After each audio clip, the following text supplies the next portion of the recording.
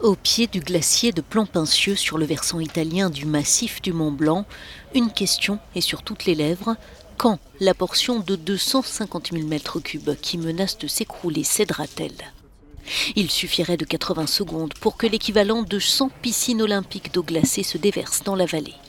D'après les autorités, la célèbre station voisine de Courmayeur n'est pas menacée car elle se trouve suffisamment loin du glacier. Accompagnés de Daniel et Jordan, nous sommes allés voir de plus près ce qu'il en est. Depuis des années, ce scientifique suit l'évolution du glacier et ces derniers mois, le glissement d'une portion du colosse de glace s'est accéléré comme jamais. Nous volons au-dessus du glacier de Plampaincieux.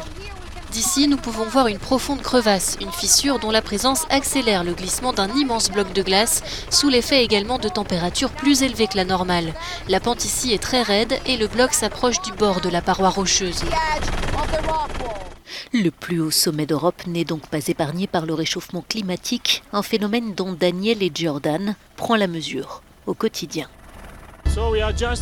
Nous sommes face à la dernière partie du glacier de Plampaincieux et face à nous se trouve la zone la plus instable que nous surveillons étroitement pour suivre son évolution.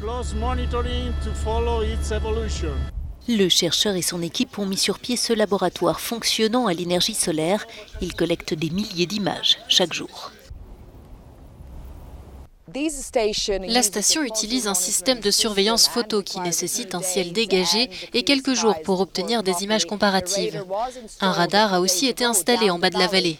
La combinaison des deux systèmes renseigne les chercheurs sur les changements subis par le glacier et le lien qui peut être établi avec le changement climatique. Nous avons choisi cet emplacement parce que c'est le meilleur pour obtenir une séquence d'images. Et en analysant cette séquence d'images, on peut mesurer les déplacements, en particulier la composante verticale des déplacements du glacier.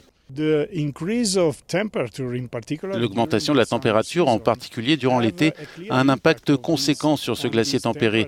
Il y a une forte connexion entre la température élevée, la fonte de la glace, le volume d'eau à l'intérieur du glacier et l'activité du glacier.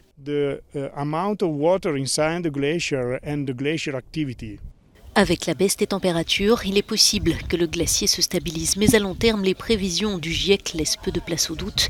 Certains impacts dévastateurs sont d'ores et déjà irréversibles, assure le groupe d'experts, qui prévient, faute d'action, la hausse de la température pourrait atteindre 7 degrés en 2100.